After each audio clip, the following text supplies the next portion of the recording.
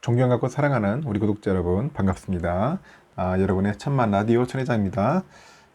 이제 오후 시간 맞이해서 한번 여러분들께 또 재미있는 이야기를 하나 들려드릴게요.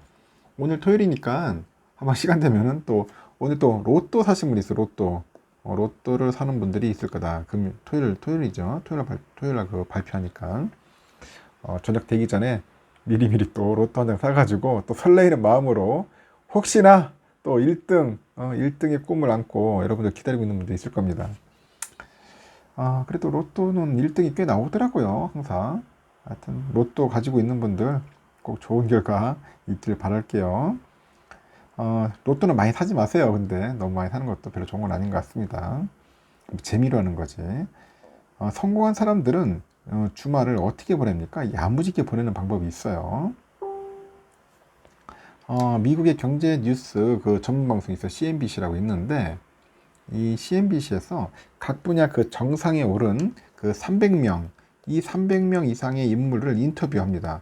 인터뷰를 했는데, 그들이 주말을 어떻게 보내는지 분석을 해가지고, 공통점 5가지를 다음과 같이 이제 추려냅니다. 첫 번째 뭘 것 같아요? 여러분, 모자란 잠을 자는 거야. 모자란 잠. 충분히 휴식을 취하지 않으면 우리의 몸과 두뇌는 제대로 작동하지가 안 돼.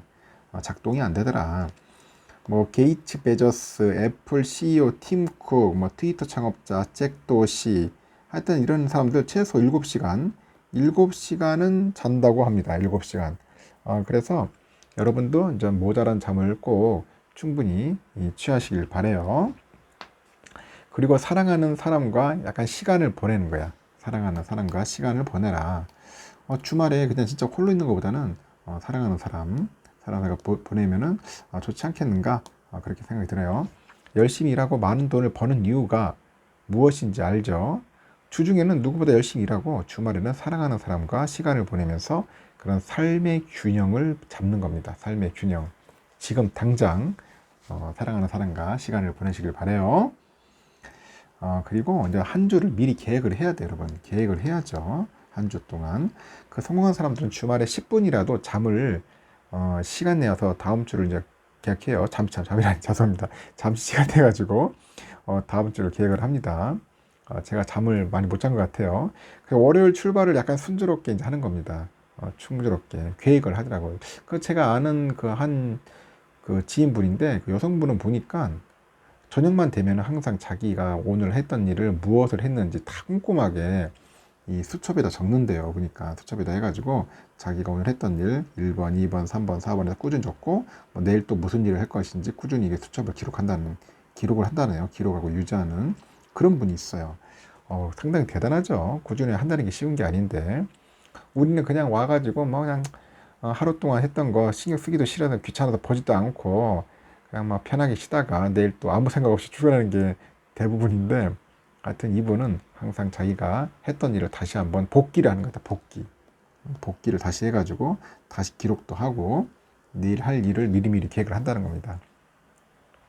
아주 멋진 분입니다. 그리고 이제 혼자 성찰하는 시간을 한번 가지는 거예요. 그 반성하고 성찰하는 시간은 그 정신은 물론이고 몸 건강에도 좋다고 합니다. 성찰은 목표 달성에 큰 도움이 돼요. 자신에게 진정 중요한 일이 무엇인지 우선순위로 한번 세워보고 지금 힘든 일은 무엇인지 왜 힘든지 생각을 정리를 하는 겁니다. 하여튼 그들은 그렇게 해결 방법을 찾을 수밖에 없어요. 그리고 5번째는 긍정적인 생각을 반복을 하는 거야. 긍정적인 생각 계속 반복하는 거야. 긍정적인 생각과 결합된 그 긍정적인 행동, 이 행동은 엄청난 시너지와 함께 성공을 불러일으킵니다. 긍정적인 사람이 성공하는 거예요. 성공한 사람이 긍정적인 이유인 겁니다. 하여튼 이렇게 그들의 삶의 지혜가 무엇인지 제대로 알고요. 우리가 살다 보면 이런저런 어려움에 부딪힐 수 있는데 그럴 때 당장 문제를 해결하게답시고 어줍지 않은 잔꾀를 부리지 않으면서 계획되고 발전적인 그런 생각으로 긍정적인 그런 방향을 바라보는 겁니다. 결국엔 그들이 성공할 수밖에 없는 이유예요. 여러분도 할 수 있어요.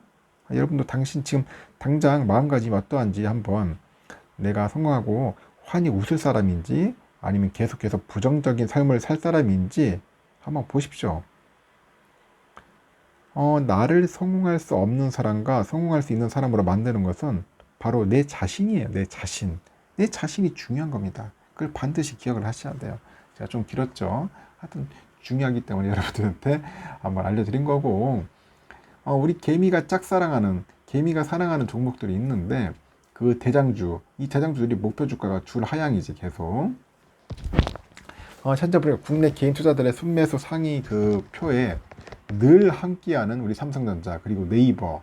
이 두 종목의 공통점이 뭡니까? 개미가 짝사랑 이외에도 현재 증권거에서 목표 주가 줄 하향, 계속 줄 하향 때리니까 아주 굴욕적이에요, 지금. 굴욕적이고, 동병상련의 신세다. 그런 겁니다. 최근에 증시가 급락하면서 두 종목은 휘청거렸고, 삼성은 뭐 5만 전자가 됐다가 막 작살나고, 네이버도 고점 대비 반토막 나버리고, 증권가에서는 잇따라서 이들의 목표 주가를 하향을 했는데, 다만 현재 밸류에이션을 보는 증권가의 시사는 약간 좀 엇갈리는 것 같아요. 현재 네이버에 보니까 1.07% 하락해서 23만 1,000원에 마감을 했어요. 1년 전에 그 세운 고점 46만 5천원에 비해서 반토막 신세입니다. 더욱이 증권가의 목표 주가 하향이 이뤄진 만큼 주의가 요구되는데, 삼성증권은 42만원에서 33만원으로, SK는 48만원에서 35만원으로, 이베스트는 41만원에서 한 35만원으로 지금 하향을 했습니다. 현재 보니까 경기 둔화로 그 서치 플랫폼이나 커머스, 컨텐츠 등 그 주요 사업부 성장이 약간 둔화되고요. 약간 비용은 늘어가지고 2분기 영업이익은 전년 동기 대비했을 때 성장이 좀 어려울 전망이다. 그렇게 보는 것 같습니다. 그래서 이익 눈높이 조정을 좀 반영해야 한다고 이렇게 강조를 하고 있고, 최근에 그 낮아진 전망치를 근거로 해서 목표 주가를 내렸는데, 현재 2분기 실적 전망치 하향 조정을 바탕으로 해서 올해 연간 실적 전망치도 다소 하향을 했습니다. 2분기의 그 인력 증가율이 예상치를 초과한 것이 전체 인건비 전망치를 상회한 요인이라고 설명들을 하고 있어요. 그러면서 영업이익률이 지난해 19.4%로 전체 대비 3.5%포인트 악화된 데 이어가지고 올해도 특별 그 연봉 인상 10%, 상반기까지 공격적인 그런 인력 채용, 마케팅 지속 등으로 한 3%포인트 낮아질 것으로 추정을 하는가 봅니다. 다만 아직 네이버 주가는 바닥이 아니라고 하죠.